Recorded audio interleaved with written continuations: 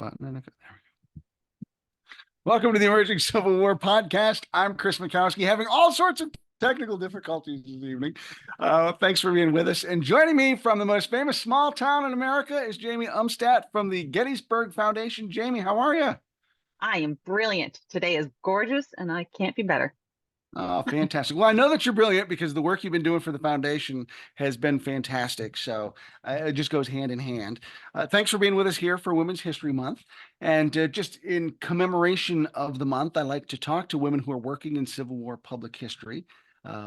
To tell you a little bit about my own motivations for that, I have a daughter who's 30, but when she was little, she always loved Civil War. And I just always looked for role models for her to look up to. Nice.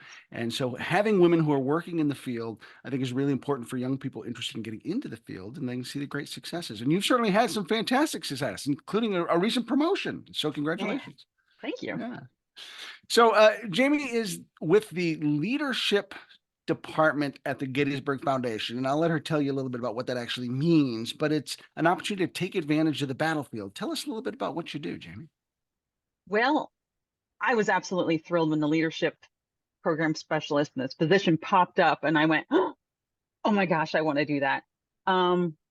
What it does is it really actually merges a lot of my interests all in one. I love that. It's basically takes my corporate upbringing of what I've done in my past careers, and I can take the idea of leadership and management and the battlefield and all the maneuvers and the decisions that were made at breakneck pace at some point, and use that, translate it into how to make decisions on the fly, how to become better leaders.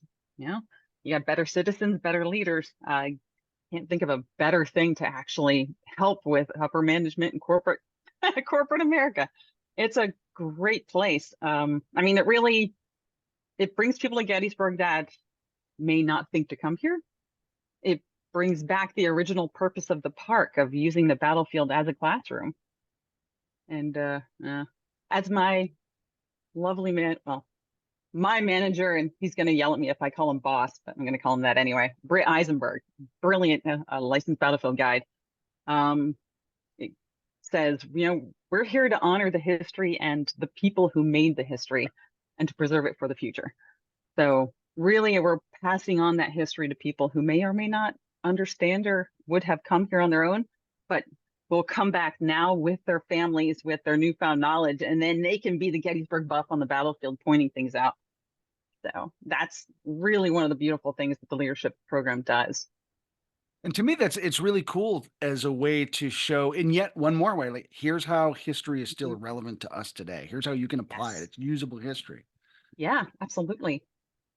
Now, you mentioned that you actually go out onto the field as opposed to necessarily just sitting in a seminar room all day. So that's got to make the program a lot different than other typical leadership programs.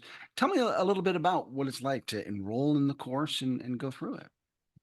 Well, enrolling is really just having your company contact us and coming on out. Getting in touch with Britt or myself or Billy Griffith. And what we do is we'll do classroom learning. We do virtual learning. So we do virtual programs as well. Like we just finished up one last week. It was 2 days in a row, 4 hours each morning. And it was great. We have a licensed battlefield guide and a facilitator to talk about the history, to talk about, management styles, and then with video interpretation for those. However, you get the chance to actually come here, we'll take you out on the battlefield. The Gettysburg Foundation is actually the philanthropic partner of the National Park Service here. So we own the Museum Visitor Center, otherwise known as the MVC to us. So too much jargon, but we That's own okay. that building. Here in Chancellorsville, we have CVC, which is the Chancellorsville Visitor Center, and FVC, the Fredericksburg Visitor Center. So I'm with you. Yeah. So we have wonderful things and assets that we can actually pull out that a lot of people can't normally see. Like you can have dinner at the visitor center over in the evening when we're not open. Have the museum to yourself and your company. Go up and see the cyclorama with the lights up. I don't know. I think it's totally worth it just to be able to go in the visitor center after dark when no one else is there and be like, yes, I got my run of the place. But I look for any excuse to go down to the visitor center myself anyway. So Well, and that's no small feat, because there are usually a lot of people in the visitor center. So to be able to be there in the quiet yeah. is a whole different way to experience that museum than typically. Hmm. Yeah. Yep. No school groups, none Right. of that stuff there at the same time. It's really relaxing and it's team building too. I mean, we have a lot of people who we'll take them out on the battlefield, get everybody on a bus, we'll go out somewhere onto the field, we'll discuss what happened there, and then we'll also have our facilitators there asking some tougher questions like, what would you do in this situation? Who is the Dan Sickles in your company? The interesting questions. And to me, what is fascinating about this is, a lot of people sort of think about leadership as sort of like this trendy little field in management and business, but like as Mhm. Civil War enthusiasts, we do this all the time because we're armchair generaling constantly. And so, here, this is like now Yeah. doing it in a formalized setting in a way that is actually applicable, as opposed to just sort of this hypothetical stuff that we like to do over beer and Yeah. cigars or whatever. Um, what's it like to invite these people to come onto this battlefield and inhabit the shoes of people that you and I know really well from the historical record? Yeah. It can be quite emotional for some people. Um, because they might not well, a lot of our customers, a lot of our clients that come out here aren't necessarily familiar with the ins and outs. I mean, we I still haven't taken it for granted. I'm in my honeymoon phase with Gettysburg since I just moved here about 3 years ago. So, And I hope but you never lose that experience. So well, I spent about 20 years trying to pinpoint and plan and how the heck am I going to finally move there? And so I figure if I am honeymooning for at least 10 years, half of that time it took me to get here, I'll be fine with that. But yeah, a lot of these clients that come out, along with our students, they they've never heard the stories.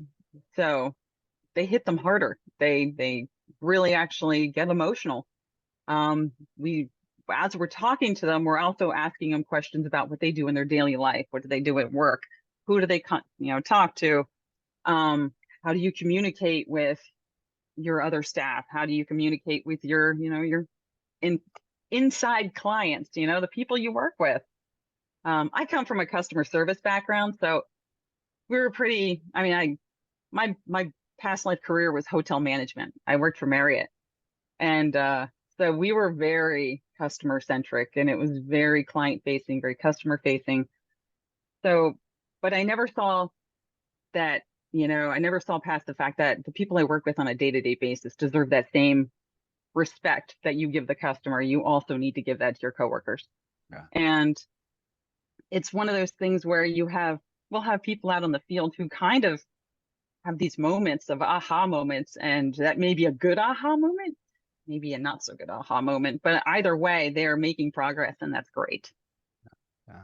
Yeah, I actually, in a former life, came from a PR background, and I always found that internal audiences are the most overlooked audiences, and yet Yeah. they're crucial to your company's success. And so paying attention to that is really important. Mhm. So, now, I think about going to like East Cemetery Hill, for instance, and going there and being in the boots of Oliver Otis Howard is a different experience than being in the boots of Winfield Scott Hancock, than being in the boots of George Gordon Meade when he finally shows up. Um, how do you help your clients understand those differences and put them in those boots? And because they're not coming with the back knowledge that we as enthusiasts have. How do you help them kind of see those shades of experience? Well, that's where our licensed battlefield guides come in. Okay. So we bring a licensed battlefield guide on with every single program. If it's a client we've already had in the past and they have somebody that they really love the most, we'll bring them back in. We do have a kind of a normal set of folks who constantly are constant that we go back to, but heck, we're always open to bringing in more and Yeah. more people. More licensed battlefield guides, the better when it comes to understanding every point of view. Um, I mean, I just saw a fantastic talk the other day with the Gettysburg Civil War Roundtable, all about O.O. Howard and trying to rescue his his story and his defending Oliver Otis Howard. Yeah. And Yeah, so brilliant. and it's great. We need to bring that in from everywhere. So we do bring in our licensed battlefield guides for that backstory to present it, but then we have our facilitators there with the program to bring up the hard questions, to talk about your managing style, to talk about what's going on and ask those questions of, what's your high ground? What would you do? What hill are you going to die on in your company? Yeah. Those are the bigger questions that we like to bring up and yeah, along the way. So, and that's fascinating to me because, using Howard as an example, he's one of those guys that's really easy for people to make fun of. And yet, and I think about the old Ed Barr story where he's having health problems on Cemetery Hill by the Howard statue. And he said, God, no, not the foot of Oliver Otis Howard, So he's worried that that's where he's going to die. Like, he's one of those guys that, like, he gets such harassment and derision. But, like, from his point of view as a leader, Yeah, he's not thinking like, I'm going to go and botch this and I'm going to do a bad job. Like, he's the hero of his own story, as we all are. And so to kind of yeah, understand with empathy what he might be thinking, there's a lot you yep, can learn from a leadership perspective there. yeah, absolutely. And it's understanding, where people come from. So, I mean, that's another beautiful thing of having that guide there because then we've had a lot of attendees actually ask questions along the way. Um, and then there's, I have the absolute privilege of working with two licensed battlefield guides. So Britt Eisenberg and Billy Griffith, and along with the staff that we bring in on as well. I'm working on it, although I'm terrified, but I'm hoping to throw in my my hat into the ring this year when they are giving the licensed battlefield exam. Oh, So awesome. we'll see. Yeah. So I can answer some questions on the back end right now, but then if it's something harder, I'll be like, hey. But you talk about like discussion and you said these are very participatory events and you get Yeah. and like to me that's what like how the Mhm. best history happens is when you just sit around and you talk about it and you get these different opinions and different perspectives and Mhm. that's how you come to the best understanding, I think. So, Yeah, absolutely. You have to talk about it, otherwise you're not going anywhere. You're just talking to yourself, and goodness knows that gets nowhere fast. so you talked a few minutes ago about your journey to get to Gettysburg and to get to the foundation. So let's kind of go back and explore your own Civil War origin story and how did you get hooked on the war in the first place? Uh, well, let's see. It probably started before I was born. No, my grandfather was actually a World War II vet.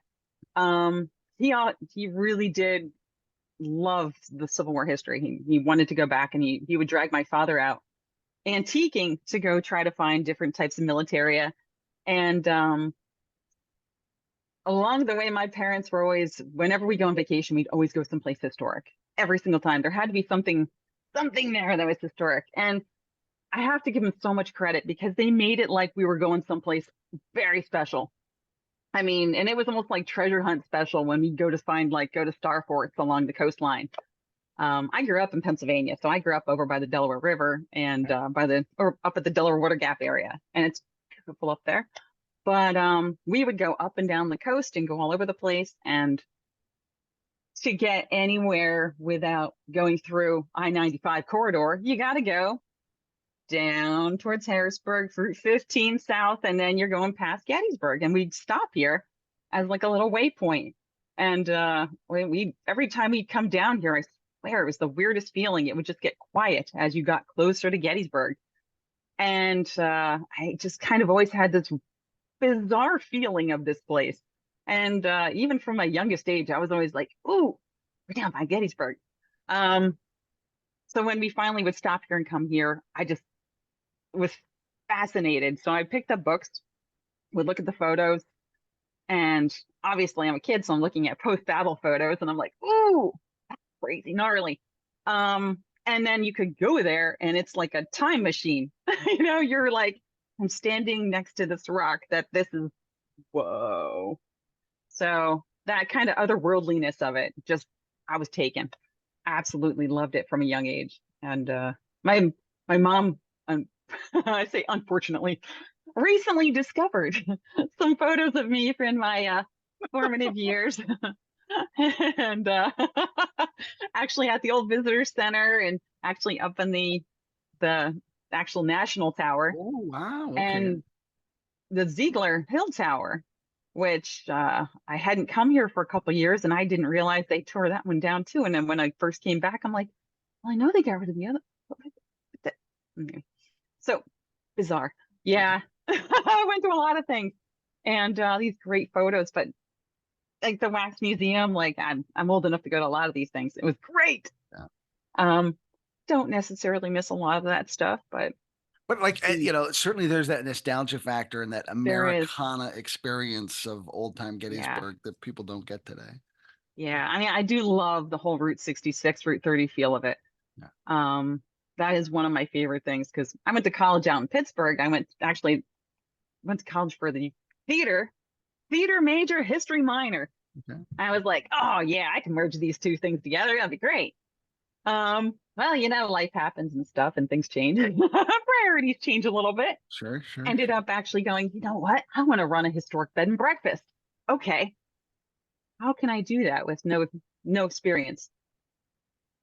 And I finally found somebody who was willing to actually hire me as just a front desk person at a bed and breakfast, and went, okay, that's not the right way to do this or treat your employees. So I'm gonna go find the corporate way. And then I went through a Hilton to proceed to Marriott, and within 5 years I was actually general manager of a Oh, Marriott hotel long-term stay, and hung out there for quite some time. It was quite comfortable and fascinating because, with a theater background and studying people, holy yeah. cow, hotels are the way to go. You're going to learn a lot about people and what they act like, when they think, when they're at home. You get to see people at home when they're in your hotel. But that also gave me the open availability to travel on the cheap. So when you have an associate rate, I mean, I remember coming down here and staying at the Hilton Garden Inn for $17, Oh, and wow. it was ridiculous, and it was great. There were many times where my lovely husband, who's been so incredibly supportive over the years, would say, you look like you're getting drawn, you're getting that crazy history itch thing going on, because I'd been out books and reading stuff, and I'm just like, oh, I need to go somewhere. And so I would take like a 2-day weekend, and I would just come down here overnight and just scour the battlefield, walk around wherever I wanted to go, not have to worry about like boring family members. And yeah, I could go through the weeds, and it was great. But of all things, actually, COVID made it possible for us to move down here. Okay. My oldest daughter is actually 23. My youngest is 10. So she did kind of was in kindergarten during the whole COVID thing. Yeah. So spent kindergarten and first grade doing virtual teacher. Okay. Um, so when we decided we were going to try to move down here, she had one really awesome best friend, and she still talks to her on a routine basis, which is great, Nice. but it made it easier for the move. Mhm. And so we finally, houses down here come up for sale pretty much as rare as dragons. It's hard to find them. But we seem to have gotten lucky, and we're in the borough, because I was like, I want to be able to walk to the battlefield wherever we live. I want to be close. And yeah, it's been, like I said, I'm honeymooning here still, like almost 3 years later. That's awesome though. I mean, and talk Uh, about like sort of self-actualizing your dream. Like, I'm gonna make this happen. I'm gonna make this happen. Boom. I made it happen. yeah, That's awesome. I'll tell you, as soon as we talked about the idea even moving anywhere, I started the whole process of going through all of my things and started boxing things up immediately. And then I think my husband was like, oh, okay, this is happening. He worked from home. So at that point, it was like, it didn't matter where we lived. He could work from home, and he worked from anywhere. Yeah. Um, but So then as, you found a huh? position with the Gettysburg Foundation. Yeah. You don't have to answer this question. Did you have that Mhm. before you came, or you just came on faith No, and then found some? I came on faith. I mean, I didn't Ooh. care if I was mopping the floors of the visitor center. I wanted to work here somewhere. The National Park Service was something that was always like, always on my radar. I mean, as a kid, I mean, I grew up playing out in the woods, and my my uncle was actually in the Park Service, and actually he was a forest ranger. So I always kind of wanted to, we thought that would be awesome. However, by the time I actually got to the point where I could get that job, I wasn't, that job wasn't there anymore. I mean, the Park Service job is now, to what I was looking for seemed to be more like policing. Right. And I was like, "Ah, yeah, I don't want to do that. I want to do interpretation." But Chris Quinn's doing an amazing job of that, and he's like so good. And no, he's awesome. He needs to stay there. He is wonderful. He is wonderful. Yeah. So yeah, so I ended up kind of, the Gettysburg Foundation and the Park Service were truly stretch goals for me. Mhm. I was like, I don't care what I'm doing, but I want to work there, and those guys would be awesome to work for. So what I ended up doing was, the first day, Helena, my youngest, had school here, because we moved here in July. I went to working myself by going online and printing out applications, filling out applications, doing stuff. And I went to the foundation website, print out application, um, walked it in with my cover letter because I figured, any excuse to get into the visitor center. And I'm going to go down there. It's going to be great. And went right up to the Friends of Gettysburg desk that's in the lobby. And I met Ray Matlock. And he is amazing. He is in charge of our volunteers. But after about 30 minutes of talking to him and getting to talk about anything, this, that, and the other thing, he was like, "Oh, okay. Yeah, you know what? You're going to drop that over there at will call." So really, I think what he was doing was interviewing me. Okay. Like, the whole time. Man, he can actually, he sells membership, and luckily I already had one. But as he'll sell you one to you, to your pets, to, you know, your grandmother, and then he'll have you volunteering by that afternoon, and you won't know what hit you. Matlock is an amazing man. So I went over, dropped off my application, and that afternoon I got a phone call. Well, I mean, truth in advertising, they Yeah. will call. So, I mean, that's Yeah, right. So yeah, and it was great. I am the luckiest person alive, because really, truly, they had just actually put out an application or job listing for the Children of Gettysburg 1863 Museum. They had already hired 2 people. They decided along the way, it was 2 weeks just before opening on Labor Day of 2021, and they said, "We need one more person," and they put that out that week. And so I got to meet some of the best people ever working there. My manager there was Bethany Yingling. Speaking of women mentors, my gosh, I can't say many more wonderful things about her. She helped me get really involved in knowing the community. She really lifted me up. She truly did.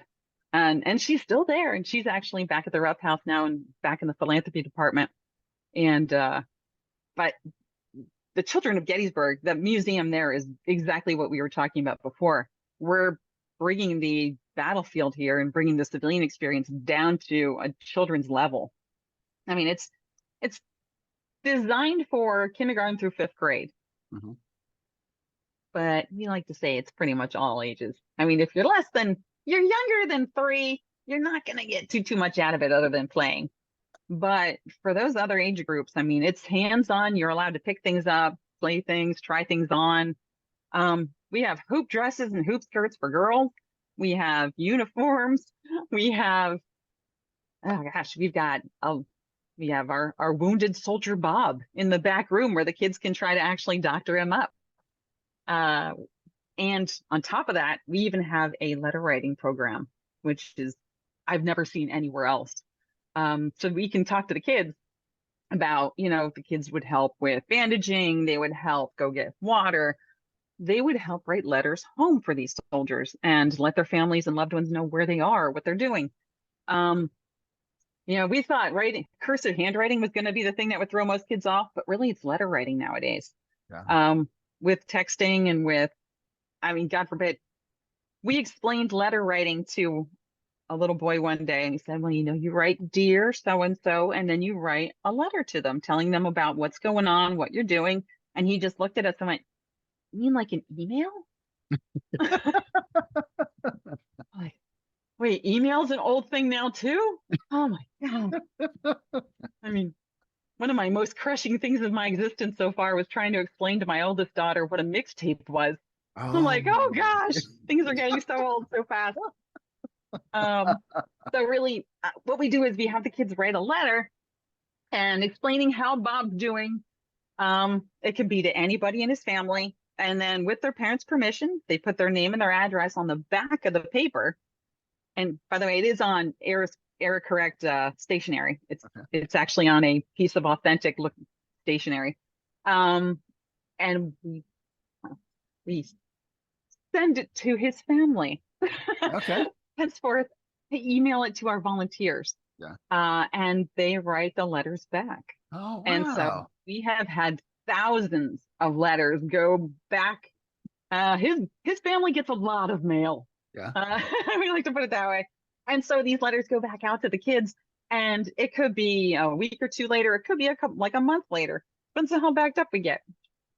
Which right now we're good. And these kids get these letters at home, and it's a fantastic touch point after they've left. Oh, yeah. And then and it's always personalized to what they wrote. So, sometimes Bob makes it, sometimes he doesn't. We had at least one case where he got abducted by aliens. Ooh. We've had all sorts of things happen to our wounded soldier, but they always get a letter back that's based on what they wrote, for better or for worse. What a wonderful idea, though. I mean, and talk about carrying that interactivity, right literally to these kids' doorsteps. That's fantastic. Yeah, I love it so much. Wow. Now, Yeah. as you're telling me about some of the things at the museum, I'm starting to think like I'm seeing theatery sorts of experiences here with props and just storytelling and script writing and stuff like that. So Yeah. it sounds like your background that you hadn't necessarily thought of in a history context is starting to find ways to apply to your history context. Yeah, absolutely. I have no qualms about talking in front of people, obviously. Um, Sometimes too much. But I found, well, I've led tours at the museum, so I really do try to get into talk, like not in a reenactor type of way, not in a living historian type of way. Um, but they have gotten me in a hoop dress once, but that was Bethany. Okay, maybe twice. But anyways, I digress. It's not like we do actually have living historians come in and they'll tell us stories. They'll go over and teach about nursing and things along that nature. But for the most part, we really try to get the kids to immerse themselves in that time period, because they can talk about maneuvers in the battlefield until they're blue in the face. They don't care. But when they can go into that kitchen and they can start playing with, like, an egg mixer, they can see an ice cream scoop from the 1800s.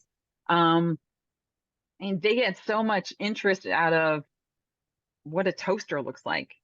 We'll be like, can you find the toaster up on the Hoosier cabinet? And they'll look and look and look and look, and then they'll finally go, no. Is it that cheese grater looking thing? Yes. So Yeah, I remember the in first time I in had that to regard, yeah. the first time I had to explain to my 7-year-old what a butter churn was when we were going through a historic house, and they said, "Oh, that's how they make butter." And it like blew his mind. So it's Yeah. Well, we do have a washboard.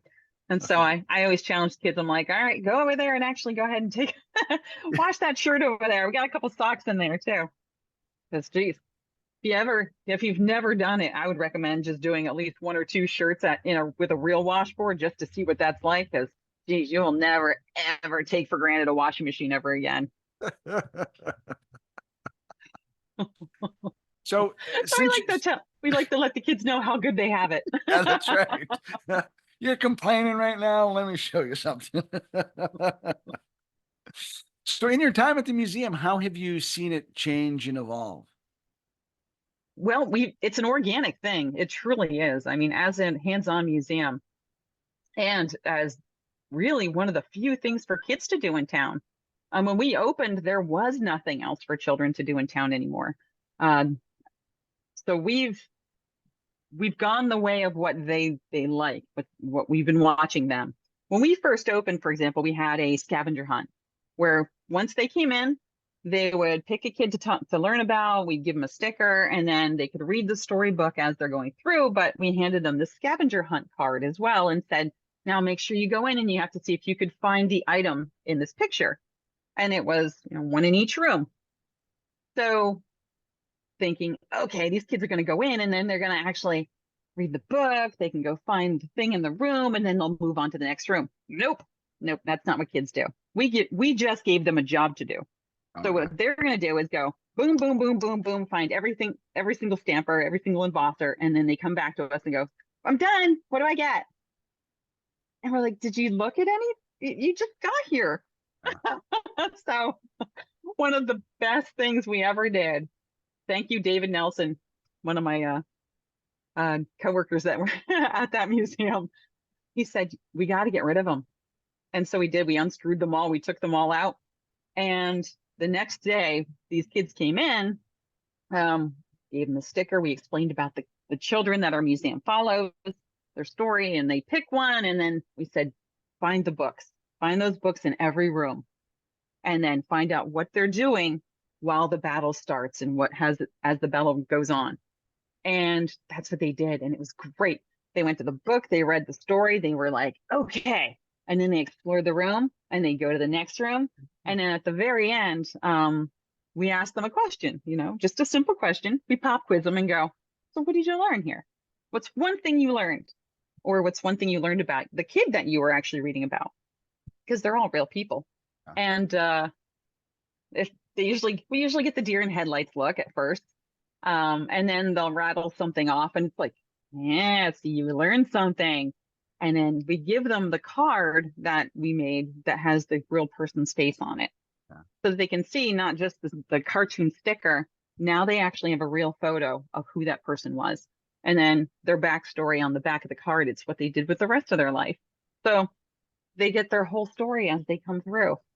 And the kids at the end really get excited about that card now.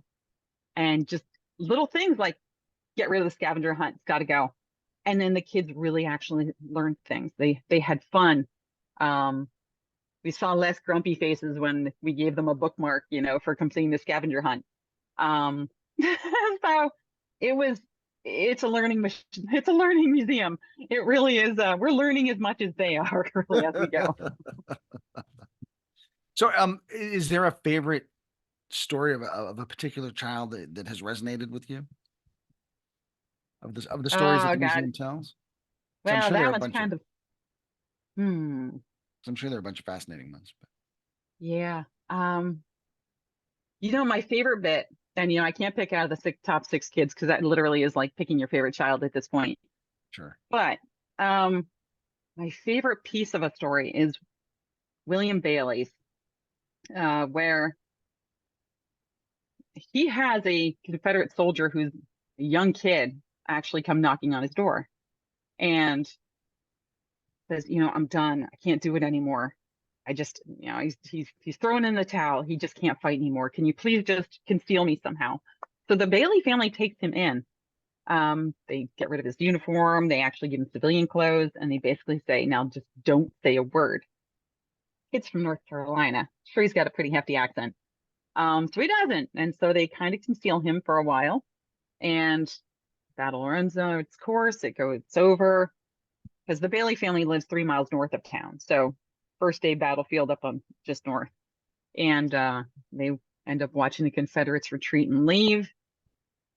And he stays there. Actually, he pretty much gets raised by the Bailey family for the rest of his life. He stays in Adams County. We had one of his descendants come through the museum, Oh, wow. and it was the craziest, most 2023 story ever. Well, actually, I think it's 2022. Because basically what happened was they didn't realize they had family that extended up to here. This is the North Carolina contingent. They did a 23andMe test and found, why do we still have this? Why are we getting pings in Pennsylvania? We don't have anybody up there. And what they found was their family tree kept growing up here because the kid, whose name is Miles Wilson, never went home again, never contacted his family, never contacted his mother. He was assumed dead. So Oh, wow. life went on. He got married to Anna Plank, a local girl. Um, Works out the rest of his life here, has kids. Da da da. I think one of his kids becomes a licensed battlefield guide, like later. And it's pretty awesome. An incredible story. And like this family didn't really know anything about this until DNA testing. Yeah. So it was fascinating. Just a bit onto it because we knew about the Confederate soldier, but we didn't know the rest of the story. And that's amazing. The little things like that that still pop out 160 years later. Yeah. It's so cool. Oh, wow. That's fascinating. Jeez. Yeah. So, first of all, for folks who aren't familiar with the museum, tell us, like, where can people find it and how do they visit and that sort of Yeah. stuff? So if you type in Children of Gettysburg, 1863, you're going to find us. But we are at 451 Baltimore Pike in the Rupp House. So the historic Rupp House, where John Rupp famously hides in there, not just hides, takes cover in the basement while the fighting is going on, and his house is right in the middle of it all. So we do have a nice homage to the Rupp family in the middle of the museum because we have the Rupp family Bible, Oh, and yeah, so it's what Caroline had pretty much as we know it stuffed under one arm and her 6-month-old under her other arm as she kind of trundled down Baltimore Street to get to her in-laws' house up where the fire department is now. and it's still such a great walkable part of town too. So, I mean, it's a nice, easy, convenient spot to get. Oh yeah, and and since I'll give your listeners a little heads up. If you're going to the museum, you can park behind it where it says the Gettysburg Foundation. Hmm. Because parking on that end of town can get a little hairy. Yeah, that's no And small thing right there. it's not. So, what was it that made the foundation decide to get into this sort of museum? I know that the foundation does so much good work in so many different ways, and this was kind of like a Yeah. new add-on for them when they started this museum.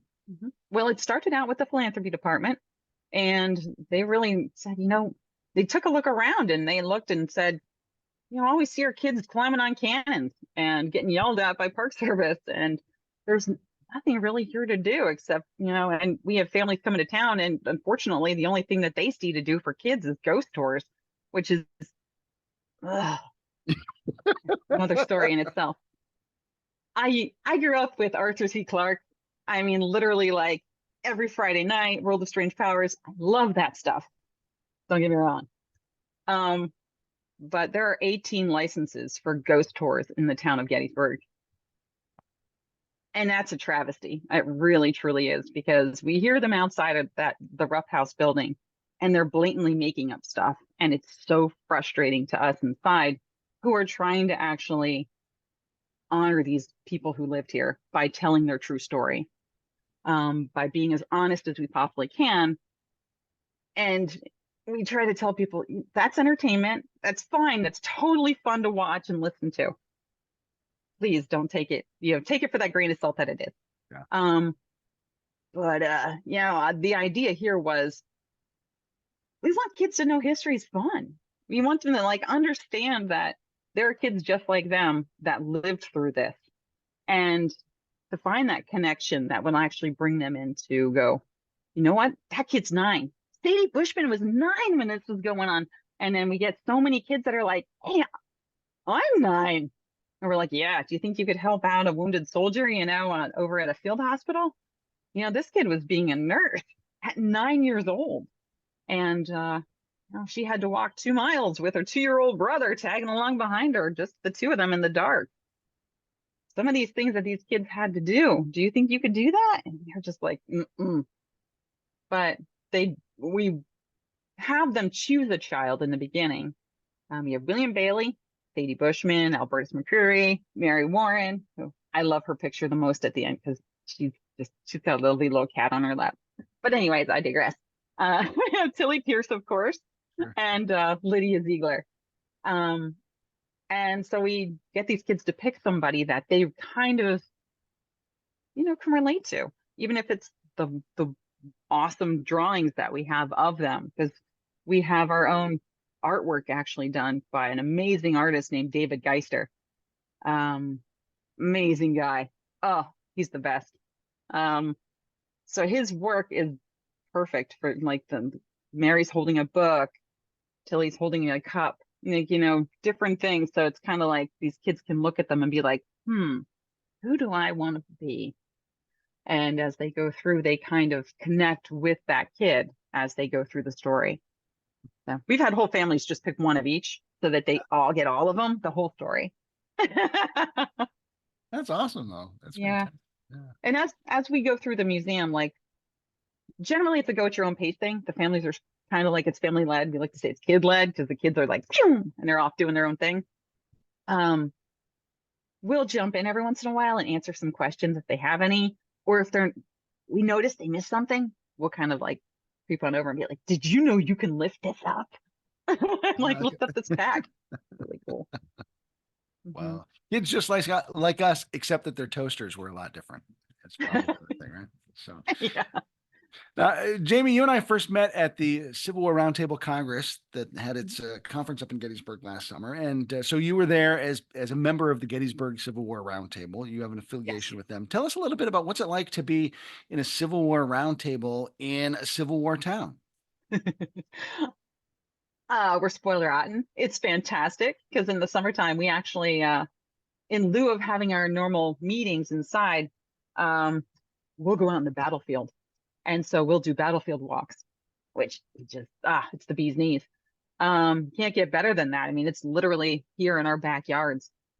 So I joined them. Well, I went for the full immersion experience of Gettysburg when I first moved here. I mean, I'm an active member of every organization here, the Seminary Ridge Museum membership, Historical Society membership, American Battlefield Trust.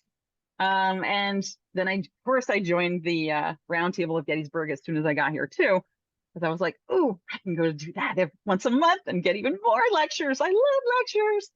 Um, and then they said, "Hey, we need some board members. Do you want to jump on?" And so I threw my hat in the ring for a nomination for that. And yeah, and now last summer I ended up taking on.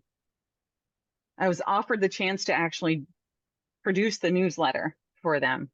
So from beginning to end, Bruce Davis basically just kind of said, "It's yours. If you want it, do whatever you want. Don't copy the last thing. Do whatever you want to do." So he gave me full artistic license to actually create what I've now named the Signal Station. Okay. The newsletter for the Civil War Roundtable of Gettysburg. And it's been so interesting because I can actually, by being here, I mean, we have so many people that move here because they're fascinated with this place. People that just collect things. So we have people that have fantastic collections, that collect fantastic stories. Just family stories. It's great. So what I try to do, and I've been trying to do, is get some collaboration with our members so that we can highlight them and like do like show and tells. They can show off something that they're really proud of in their collection and talk about it. Talk about family history that's here. But yeah, so that's one great thing about being in the roundtable that's here is the amount of people who are interested in it and that are, I think last I checked, we're almost up to 300 members because it's Gettysburg. Because it's Gettysburg, yes. And so for podcast listeners, we'll actually have an interview with Michelle Hessler, who's vice president of the Roundtable, coming up as part of this series later on. So if you're interested in what Jaimee's talking about, we'll have the chance to delve into that a little bit more in depth. But for you, it must be like being a kid in a candy store then. Oh my God, yeah, totally every day. Yep.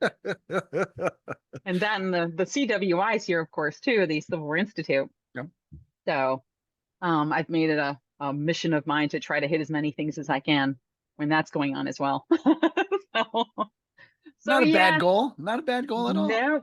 No. I think my husband's only complaint is we might need to actually start reinforcing the floors in the house because the amount of bookshelves that I've acquired. And I just say, they're all referenced, so I can't get rid of them, That's right? right. It's That's not right. like It's a research library. I'm using it. It's for work, it's that's right. so Jamie, before we wrap up, let me hit you with a couple lightning round questions, if that's okay. All Yeah, right. sure. So you're in Gettysburg, favorite spot on the battlefield? Ooh. Mm. I think my favorite spot is the Devil's Kitchen. Oh, okay. All right. Yeah. I haven't heard It's that one yet.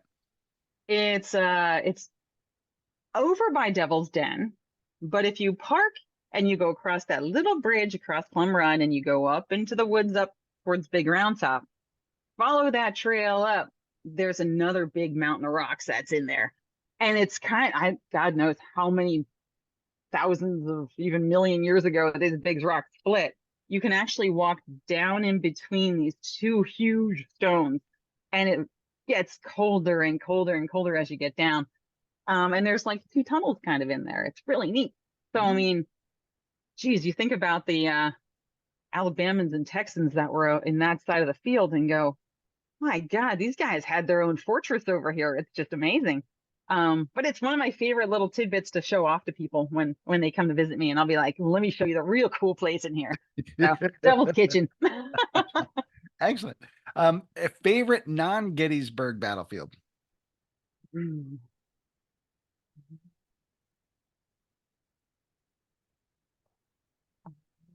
man. Well, I guess it's adjacent. My other favorite place would have been was Fort Macon. Been there Ah, twice. all right. Loved it. Okay. Both times that I was there, I mean, they let you go everywhere. And I'm sure it's because everything's open and everything's stone but it was like there was like 3 inches of water in it the one time that I went, and I didn't care. I just walked everywhere through the place because I just wanted to see it all, and being able to actually climb up. And I'm a sucker for star forts. What can I say? They're fascinating to explore. They're Yeah. fascinating to explore. Yeah. So, favorite Civil War monument? Hmm. Actually, my favorite one is to Zabdiel Boylston Adams. Okay. And that's another one I like to point out to people because nobody ever thinks about it. It's kind of tucked in there behind the Michigan Monument. Everybody stops, pulls over on the loop, and looks at the beautiful Irish Wolfhound with the gorgeous cross, and it's beautiful. And then they keep driving. But if you just actually park and you look at the other side of the road and you look behind the Michigan Monument, there's a boulder there. And on that boulder is a plaque to this gentleman who was a surgeon. And he brought his triage station way out there, hid behind that boulder. Basically, that was his protection. The guy has a fantastic story. I mean, he just works and works and works until he's blind. Literally, fatigue blindness takes him. I mean, they finally muster him out and they say, no, no, no, you're good. You're good. You've done great. Um, and he reenlists as infantry because they won't let him come back in as a doctor. And so he gets injured. He goes out. He reenlists in infantry. The gentleman survives the war, continues on, and on a family vacation visiting a dam, he falls off the dam. I mean, spoiler alert, sorry to tell you the ending, but my goodness, the lives that these people lead. It's amazing stories. It truly is. That's a great off the beaten path spot, by the way. I really like Yes. that choice. So, favorite Civil War book? Well, right now, it's Too Much for Human Endurance by Ron Kirkwood. Okay. Okay. But I'm spending a lot of time at the Spangler Farm. It's where my office is now.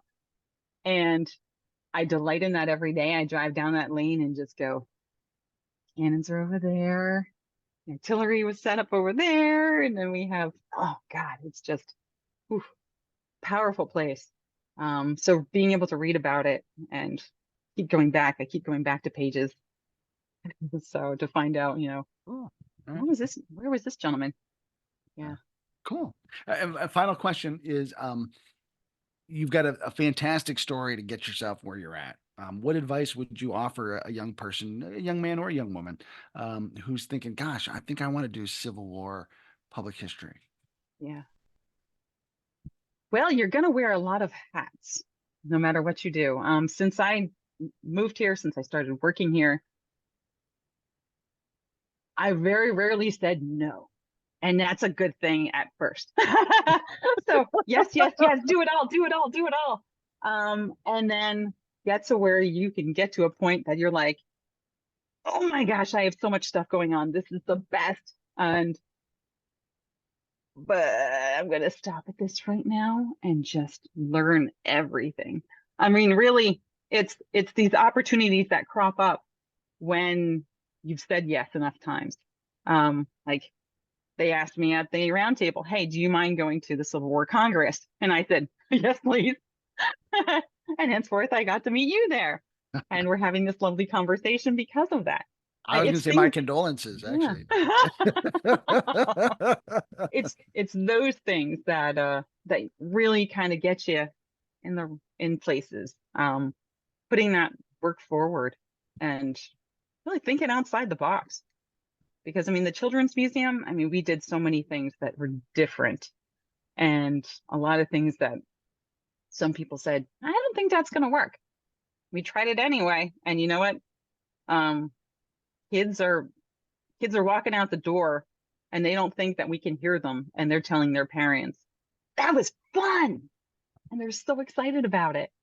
And I mean, they don't think they're not in earshot of us anymore, they think, but And they'll they're let you know leaving if it there. wasn't fun too. They Yeah. won't. Oh, they will. But more often than not, they have a good time. So it's really, for going into something like this, there is a career path here. Yeah. You just gotta get in there, say yes, do some time, figure things out, join as many organizations as you can, and learn, enjoy the learn as along the way. I love that advice. And of course, eventually we have to learn how to say no, but when you say yes, then you become the person that people ask, and that like makes you Yeah. indispensable, and that makes you super valuable, and it opens up opportunities, and you learn a lot of stuff. I love that advice. That's great advice. So, Jaimee, I've had a great time chatting with you today. I appreciate you coming on the show with us. Well, thank you. Likewise. This was Yes. fantastic. Wonderful, wonderful. So I'm Chris Mikowski for Jaimee Umstattd. Thanks so much for being with us here on the Emerging Civil War podcast. We'll see you online and on the battlefield. All right. Thank you.